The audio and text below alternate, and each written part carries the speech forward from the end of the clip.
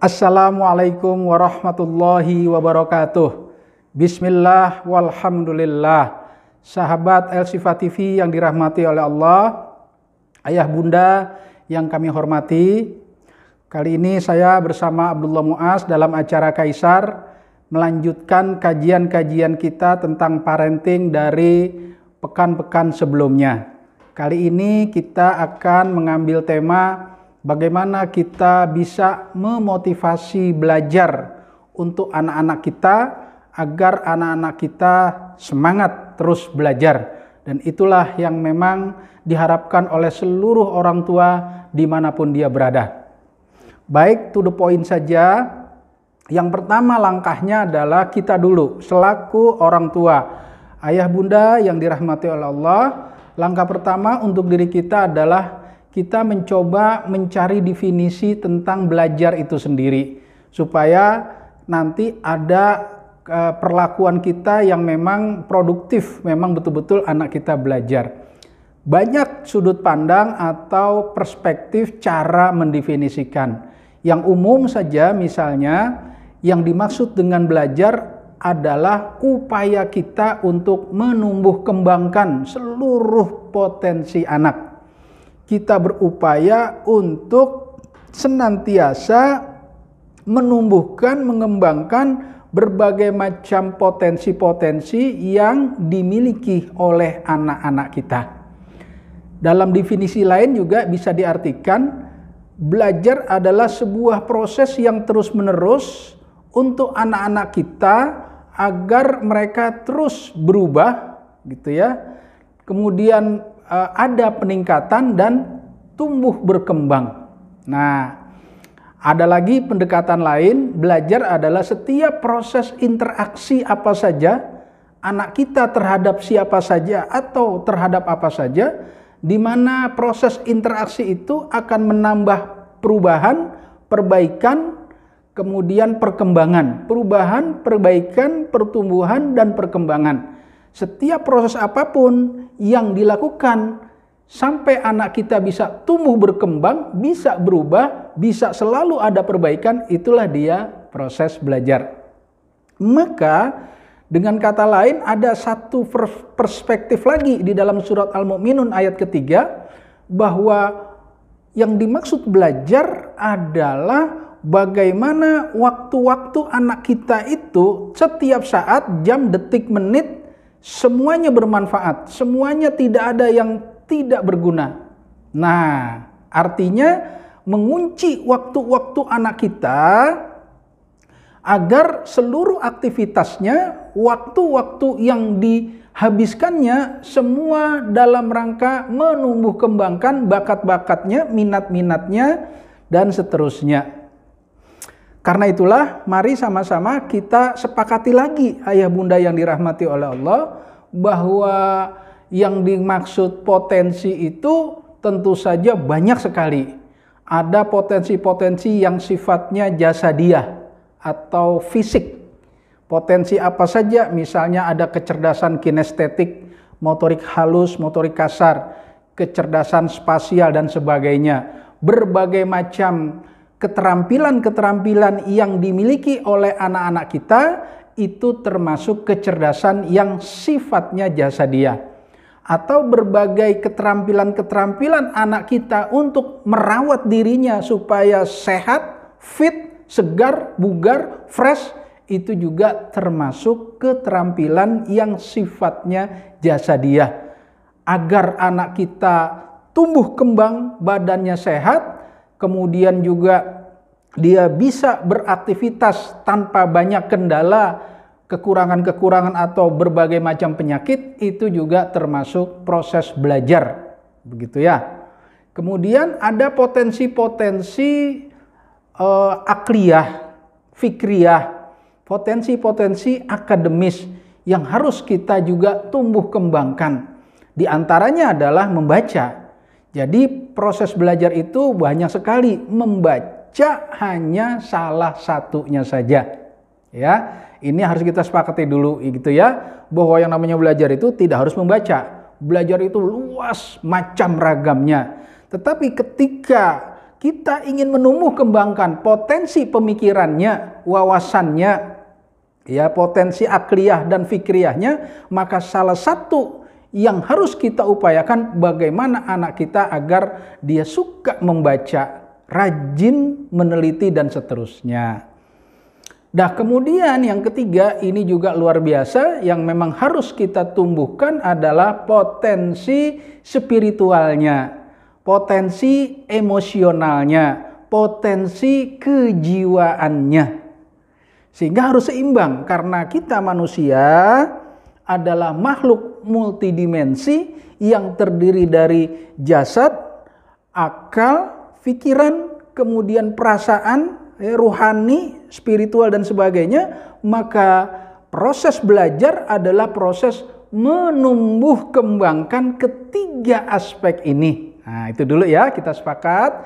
Sehingga yuk sama-sama kita sekarang mengerti bahwa proses pembelajaran itu banyak sekali macam ragamnya. Intinya ketika seluruh aktivitas kita dan anak-anak kita bisa tumbuh kembang seluruh potensi-potensinya ini, itulah dia proses belajar. Yang kedua, ayah bunda yang dirahmati oleh Allah yang kami hormati, kemudian kita coba mengajak anak-anak kita untuk bermimpi, punya cita-cita, punya harapan-harapan, punya target, sasaran, tujuan. Kemudian kita ajarkan dia membuat visi dan misi dalam hidupnya, begitu ya. Yang ini sudah kajian-kajian pekan yang lalu berkali-kali saya katakan bahwa ayat yang paling keras dalam Al-Quran adalah ayat terkait dengan orientasi. Allah memerintahkan kita untuk berpikir jangka panjang masa depan kita, bahkan sampai ke negeri akhirat. Inilah satu-satunya ayat yang paling keras, tidak saya ulang karena sudah terlalu sering di pekan-pekan yang lalu. Surat Al-Hasr ayat ke-18. Sehingga kita coba mengajak anak dialog. Nak, kamu kira-kira cita-citanya apa? Kamu inginnya apa? Masa depan kamu ingin bagaimana? Dan seterusnya. Walaupun ayah bunda ketika dia masih umur-umur TK, SD, bahkan mungkin sampai SMP, belum tentu ajek, belum tentu pas apa yang disebutkan. Tetapi kita sebagai orang tua harus mengikuti perkembangan. Nanti kita akan lihat di poin-poin berikutnya. Tetapi walaupun kita yakini itu belum ajek, tetap saja kita ajarkan. Ajarkan anak-anak kita membangun mimpi-mimpi, subhanallah. Jadi kalau perlu ada visualisasi gitu ya. Kalau mimpi itu dinarasikan dengan baku dan formal, ada namanya visi misi. Kalau dilengkapi lagi ada yang namanya platform dan sebagainya. Kalau bangun rumah kadang bukan hanya sekedar gambar. Gedung-gedung itu tidak cukup kadang dengan gambar. Suka ada maket yang ditaruh di dalam kaca gitu ya. Nah, maket gedung yang di dalam kaca itu kan sebenarnya mimpi dari seorang insinyur arsitek yang sudah diberi kisi-kisi oleh para ownernya bahwa saya ingin membuat bangunan seperti ini, tolong dibuat gambarnya dan maketnya. Maka jadilah maket, ada bentuk bangunan mini ya, yang nanti kalau sudah jadi diharapkan bangunannya persis seperti apa yang dimaket itu. Kira-kira begitu kita mengajarkan anak kita. Bahkan kalau kita lihat masa kecilnya Muhammad Fatih, ya beliau diajak oleh orang tuanya duduk di pinggiran di seberang Konstantin gitu ya, benteng Konstantinopel di Selat Balporus. Padahal masih kecil, ditunjuk itu nak, benteng itu yang nanti kamu akan tundukkan. Seperti itu dari kecil Muhammad Fatih sudah diajarkan. Kemudian saya teringat kakak kelas saya yang sangat baik hati waktu SMA. Waktu itu UI masih di Jakarta dan ada beberapa fakultas, bahkan fakultas pertama mungkin fakultas hukum yang sudah berada di Depok. Jalan Margonda masih terbuka kiri kanannya, jadi rel kereta terlihat dan Fakultas Hukum terlihat karena ada patung di atasnya, jadi terlihat dari Jalan Margonda. Kemudian saya diajak nyebrang masuk ke dalam UI yang bisa lewat pagar, bisa jalan kaki waktu itu, nerobos. Kata kakak saya, panggilan saya Wo, kamu nanti kuliah di sini Wo, begitu. Dek aja, berasa banget tuh digituin. Ya Allah, saya kok jadi malu kalau sampai nanti nggak diterima begitu ya, udah digituin. Karena yang ngomong kakak kelas saya itu memang beliau sudah di fakultas itu, di Fakultas Hukum waktu itu, gitu ya. Dan akhirnya dengan semangat karena sudah dikomporin, ya, diajak ke UI Depok yang waktu itu masih sangat sepi banget gitu ya. Akhirnya terus terngiang-ngiang saya harus diterima di UI gitu ya. Kemudian kita pulang sekolah berbarengan dengan sekolah-sekolah lain, bareng naik bis segala macam. Saya menyaksikan itulah kompetitor saya yang akan bersaing untuk merebut sebuah perguruan tinggi. Qadarullah, Allah takdirkan bersama dengan keinginan dan doa saya, Allah terima saya di universitas elit itu. Walaupun kedepannya saya tidak ambil karena saya harus kuliah di 2 tempat yang lainnya. Ayah bunda yang dirahmati oleh Allah, marilah sama-sama kita sering ajak dialog anak gitu ya. Maunya apa, cita-citanya apa, mimpi-mimpinya apa, dan seterusnya, agar anak itu terbiasa berpikir masa depan. Kita ajarkan juga mimpi yang harusnya nggak boleh nggak, yaitu mimpi sampai ke negeri akhirat. Faman zuhziha anin nar wa udkhilal jannah faqad faz. Nah, inilah mimpi yang sejati. Barang siapa yang diselamatkan dari negeri akhirat dan dimasukkan ke dalam surga, dialah orang yang sukses, kata Allah Subhanahu wa taala.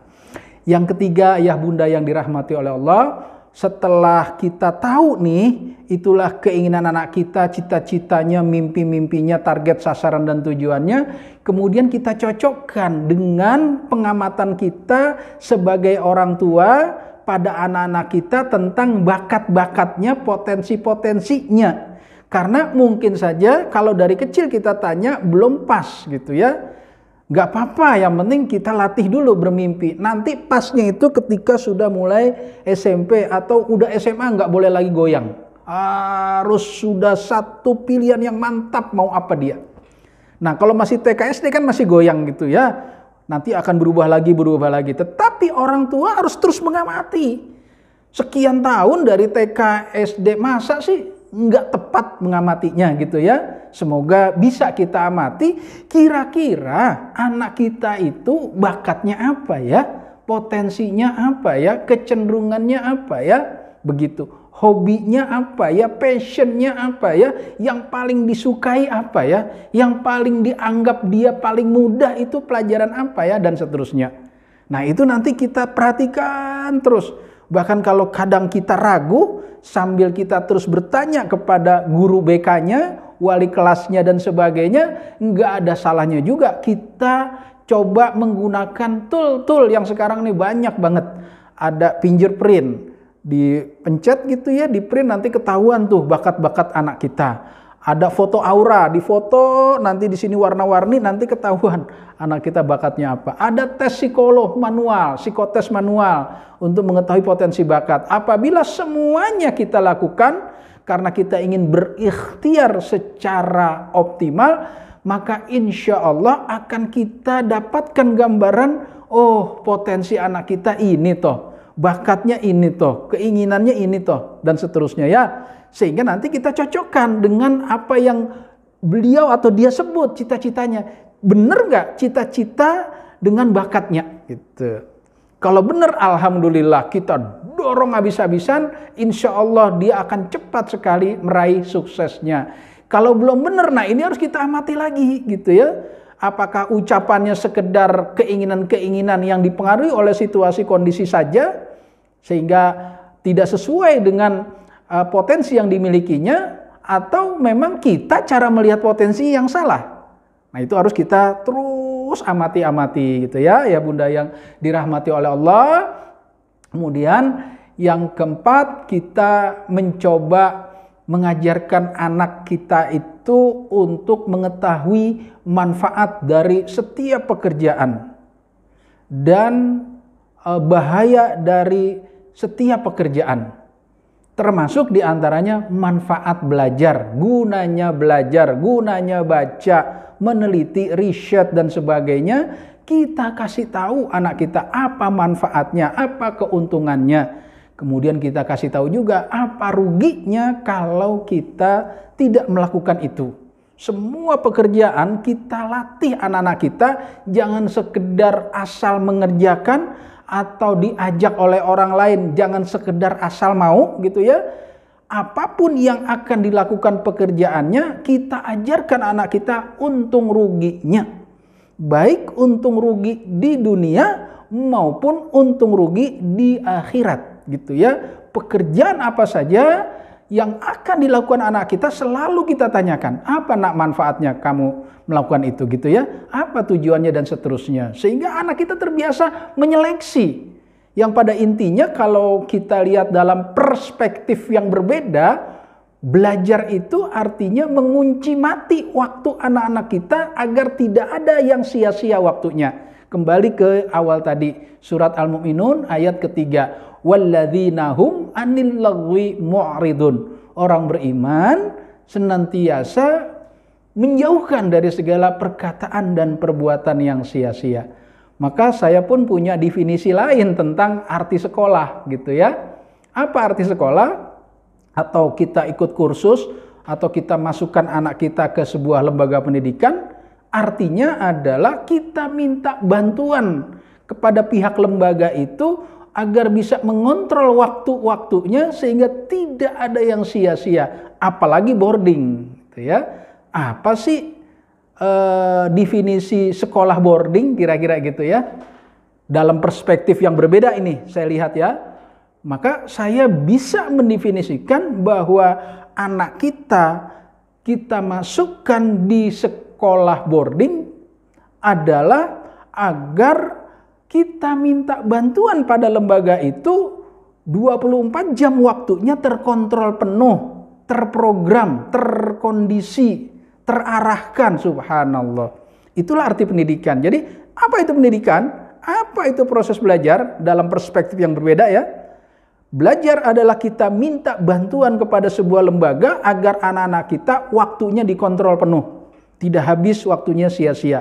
Subhanallah. Nah karena itulah maka kita mulai melatih anak-anak kita. Setiap dia mau mengadakan acara, setiap dia mau melakukan sesuatu, setiap dia mau diajak oleh temannya, setiap dia mau menghabiskan waktunya, selalu kita ajarkan apa nak manfaatnya.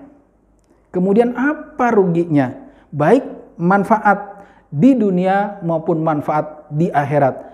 Apakah rugi di dunia maupun rugi di akhirat. Berikutnya ayah bunda yang dirahmati oleh Allah, setelah kita ajarkan manfaat dan mudarat dalam pekerjaan apa saja, maka yang kelima yang agak lumayan penting, ini kita harus juga mengetahui gaya belajar anak, metode belajar anak, model berbagai cara yang mungkin setiap anak yang satu dengan anak yang lain berbeda-beda. Ada yang sangat kuat pendengarannya, walaupun dia tidak melihat, dengar suara saja dia bisa nangkap ya. Suka disebut auditori gitu ya. Ada yang dia harus melihat, atau ada juga dia harus ikut mempraktekkan gitu, mempraktekkan. Nah jadi metode belajar masing-masing anak tidak harus sama gitu ya. Menyamakan itu artinya menzolimi. Inna sya'yakum lasyatta. Allah sudah menyatakan usaha kamu memang beda-beda gitu ya. Maka kalau Allah sudah menyatakan memang hidup ini penuh perbedaan, bahkan Allah sebutkan warna kulit dan bahasa saja beda-beda dalam surat Ar-Rum misalnya. Wa min ayatihi khalqus samawati wal ardh wa ikhtilafu alsinatikum wa alwanikum inna fi dzalika laayatil lil alimin. Di antara tanda-tanda kekuasaan kami kata Allah, kami ciptakan kamu perbedaan warna kulit dan bahasa. Jadi Allah kan yang mengatakan masyarakat kita heterogen dan majemuk. Jangankan kalau di kelas antara siswa satu dengan siswa yang lain. Satu keluarga saja, satu emak satu bapak gitu, kakak dan adik itu bisa beda. Ya. Nah ini bagi yang sudah punya anak banyak tahulah ya model-model perbedaannya gitu. Nah sehingga nanti kalau kita sudah tahu, kita akan arahkan cara model apa yang tercepat pembelajaran dari anak kita itu. Kalau nggak tahu, dipukul rata semua anak hobinya baca, belum tentu semua anak hobinya baca. Bahkan ada yang ngeliat buku saja udah pusing dia ngeliat buku. Nah karena itulah mari sama-sama kita terus asah keterampilan kita sebagai orang tua, sebagai ayah dan ibu agar kita tahu metode apa yang paling cocok belajar anak-anak kita, gaya apa. Kemudian nanti akan kita juga tahu tips-tips apa cara belajar anak-anak kita supaya hasil pembelajarannya dengan kita dapatkan secara optimal. Berikutnya yang keenam adalah membangun suasana atau mengkondisikan gitu ya, membuat atmosfer al-jau. Jadi suasana ilmiah, suasana pembelajaran, suasana diajak orang itu senantiasa kritis bertanya, suasana orang tuh pengen tahu, suasana ingin menemukan sesuatu, suasana inovasi gitu ya, suasana ingin membongkar misteri, suasana itu yang kita bangun gitu ya. Kita ajarkan anak-anak kita cara bertanya yang benar ya, bertanya yang proporsional, karena juga ada pada zaman dahulu diceritakan oleh Allah dalam Al-Quran, ada suatu keturunan Bani Israel yang hobinya banyak nanya, tapi nanyanya tidak proporsional gitu ya, nanya yang bukan pada tempatnya. Karena itulah mari sama-sama kita ajarkan anak-anak kita jangan takut bertanya, menciptakan situasi dan kondisi tertentu. Apabila dialog gitu ya, kita selingi dengan kalimat-kalimat yang merangsang anak-anak kita agar dia penasaran, agar pengen tahu. Nah, kamu udah pernah baca buku ini belum? Asik loh isinya. Nah, ini kan orang tuanya harus banyak baca juga dong gitu ya. Atau, nah kamu udah pernah mencoba ini belum? Nah, kita sudah mencoba sebelumnya gitu ya. Wah, hasilnya keren nak temuannya dan sebagainya. Jadi apakah kamu sudah membaca? Apakah kamu sudah tahu? Apakah kamu sudah mencoba? Apakah kamu sudah meneliti? Apakah kamu pernah bertanya? Apakah kamu pernah searching? Nah gitu-gitu kira-kira ya. Oh, itu adalah suasana. Suasana yang membangun anak-anak kita jadi semangat belajar. Nah kemudian yang berikutnya adalah suasana itu harus dilengkapi yang keberapa ini? Yang kelima, yang ke berapa ya? Yang ketujuh. Suasana itu harus dilengkapi dengan sarana dan prasarananya gitu. Jadi sambil kita rangsang dengan berbagai macam pertanyaan-pertanyaan tadi gitu ya, kita siapkan sarana-sarananya yang ikut merangsang anak-anak kita. Contoh, jika memang salah satu gaya belajarnya itu adalah membaca, maka ayah bunda harus menyiapkan buku sebanyak-banyaknya di mana saja, di ruang apa saja. Silahkan siapkan. Di ruang dapur, wah harus kita siapkan. Buku apa? Buku-buku menu masakan. Ya, di kamar kita siapkan. Buku apa? Buku-buku motivasi di ruang kamar tidurnya. Kemudian kita siapkan juga perpustakaan keluarga. Apalagi di situ adalah tumpukan buku apa saja. Di ruang tamu ada juga buku. Buku apa? Buku-buku yang kira-kira keterampilan rumah tangga ringan. Cara betulin kabel, cara gitu ya. Kemudian di taman depan atau di teras depan ada juga buku. Misalnya apa? Buku tentang tanaman, tumbuhan, tanaman obat dan sebagainya. Barangkali ada halaman kecil di rumah sedikit, kita siapkan anak kita buku-buku hobi bertanam misalnya.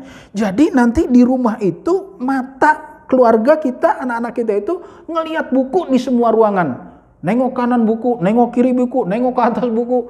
Di ruang teras ada buku, di ruang tamu ada buku, di ruang tengah ada buku, di dapur ada buku. Masya Allah. Itu namanya pengkondisian jika cara belajar anak-anak kita itu membaca. Tadi kan saya katakan membaca hanya salah satu. Mungkin ada cara lain gitu kan. Nah ini cara lain ini masalahnya. Jika memang belajar itu tidak harus membaca, katakanlah dia harus uji coba, meneliti, maka kita pun harus menyiapkan. Katakanlah suasana dapur itu kita perlengkapi peralatannya yang kira-kira akan mendukung apabila hobinya hobi memasak, hobinya kimia. Itu campur-campur itu kimia itu ada di dapur biasanya kan. Ya, hobinya apalagi kuliner dan sebagainya. Kemudian kita siapkan alat-alat pertanian cocok tanam di halaman atau di samping rumah untuk menyalurkan barangkali anak kita nanti dia punya bakat biologi gitu. Atau dia punya bakat kedokteran tapi pengen memilih kedokterannya herbal. Dia pengen tahu obat tumbuhan obat misalnya. Kita siapkan alat-alatnya. Jadi intinya jangan sampai rumah tangga kita sepi dari berbagai pengkondisian. Alat-alatnya, buku-bukunya, pemandangan-pemandangannya, suara-suara yang diperdengarkan. Ya kalau kita nyetel suara itu suara apa gitu ya. Kalaupun harus lagu apa? Kalaupun ayat Quran, terjemahannya yang mana? Dan seterusnya dan seterusnya. Apa yang didengar, apa yang dilihat, apa yang dirasakan, apa yang ditemui anak-anak kita di rumah, kita kondisikan semuanya dalam kondisi pembelajaran. Oh, anak saya nggak suka baca gitu ya. Kita bertahap. Awalnya adalah gambar. Setelah gambar itu komik, tapi komiknya diseleksi banget ya ayah bunda, jangan sembarangan komiknya. Karena memang anak kecil itu nggak bisa disiapin bacaan numpuk begitu, harus ada ilustrasi dulu, animasi-animasi.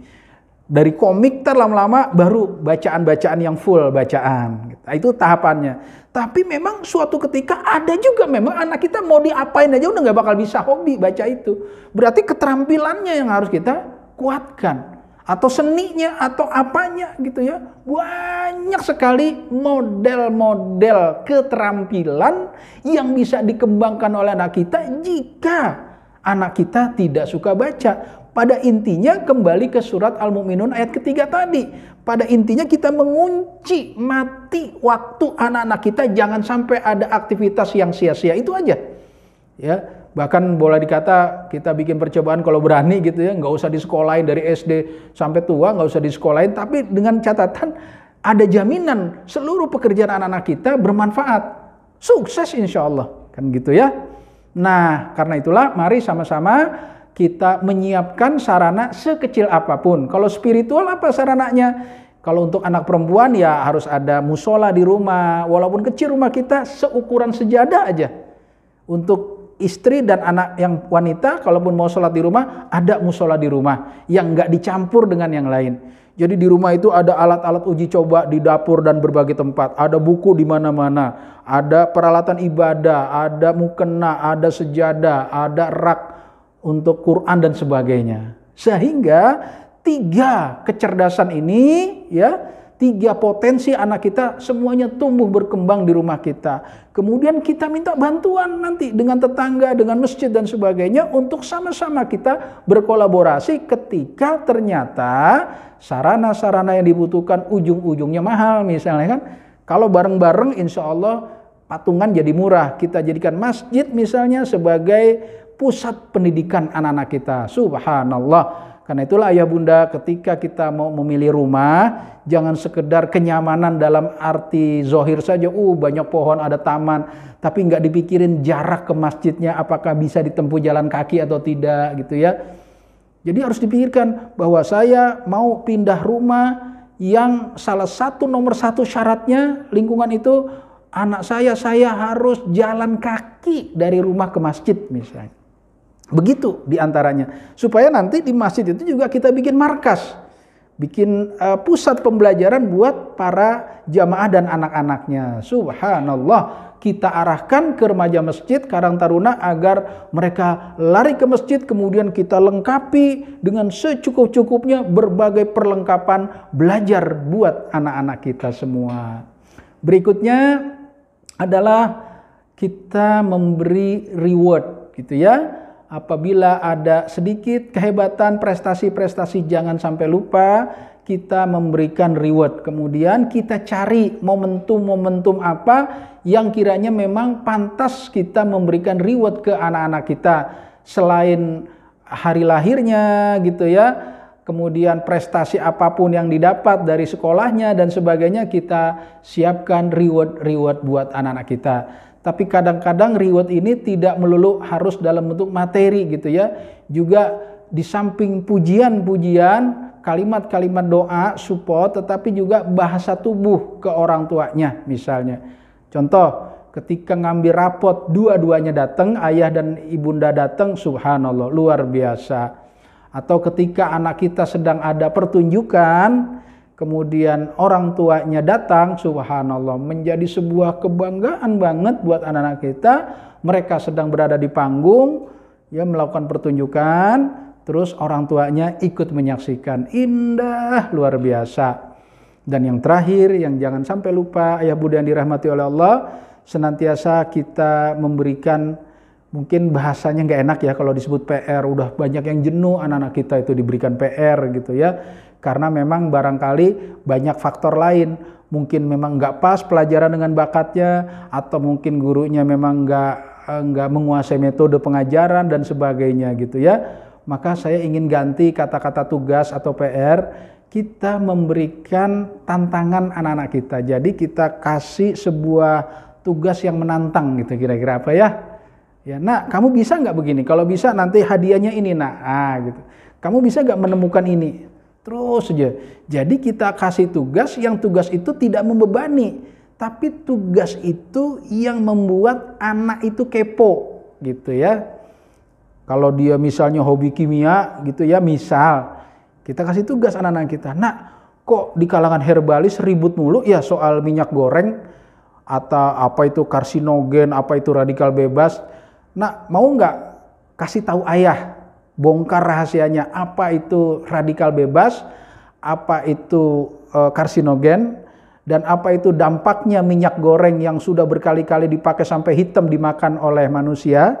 Kemudian kamu cari, nak, searching rantai kimia, minyak goreng yang masih mentah, minyak goreng yang baru sekali dipanaskan, minyak goreng yang sudah berkali-kali dipanaskan. Coba, nak, cari rumus rantai kimianya seperti apa perbedaannya gitu misalnya.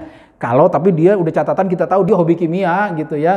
Bukan sembarang ngasih tugas. Udah kita tahu dia ini hobinya apa, kita kasih tantangan gitu. Sehingga waktu dia habis untuk senantiasa melakukan hal-hal yang bermanfaat gitu ya. Saya ingat banget pesan ahli pendidik Indonesia waktu itu, Pak Arif Rahman ya. Beliau salah satu solusi anak itu waktunya kita kuras habis katanya begitu ya. Kita sediakan berbagai macam hobi-hobi yang positif, aktivitas-aktivitas yang bermanfaat, olahraga yang menguras tenaganya, sehingga anak itu sudah tidak lagi sempat berpikir hal-hal yang negatif. Jangankan melakukan, mikir saja udah nggak sempat. Kenapa? Karena waktunya habis untuk memenuhi hobinya itu gitu ya. Nah, maka kepandaian orang tua di dalam, sekali lagi, di dalam memberikan tugas tanda kutip ya, saya katakan memberi tantangan, tugas tapi menyenangkan gitu ya. Tugas yang sesuai dengan hobinya dia, tugas yang membuat dia jadi tertantang gitu. Saya pun sering memberikan tugas pada diri saya sendiri. Ketika ada persoalan yang tidak bisa saya jawab, saya nggak mau nyerah. Terus kita cari jawabannya, searching Google, cari buku, tanya teman, dan seterusnya sampai ketemu jawabannya, baru saya berhenti gitu ya. Nah, karena itulah kepandaian orang tua di dalam merangsang anak-anaknya, memberikan berbagai macam tantangan agar anaknya itu terangsang untuk senantiasa hidup penuh challenge gitu ya, hidup penuh tantangan untuk menjawab sesuatu, membongkar sesuatu, membongkar misteri, menemukan sesuatu, berinovasi, temuan-temuan baru dan sebagainya. Nah, itulah semua sekali lagi ayah bunda di antara upaya kita untuk menanamkan motivasi belajar anak-anak kita. Semoga kita menjadi orang tua yang cerdas dan bijak sehingga kita mampu memberikan pendidikan yang terbaik buat anak-anak kita, dan anak-anak kita senantiasa berada di dalam puncak-puncaknya motivasi pembelajaran dirinya, agar anak-anak kita hidupnya terus tumbuh dan berkembang, senantiasa mengalami perubahan, perbaikan, pengembangan, peningkatan, dan pertumbuhan. Tumbuh berkembang setiap saat, itulah dia belajar. Tugas orang tua adalah setiap saat mempertahankan waktu, menit, detik, setiap saat dipertahankan agar anak-anak kita semua di dalam proses tumbuh dan berkembang. Assalamualaikum warahmatullahi wabarakatuh.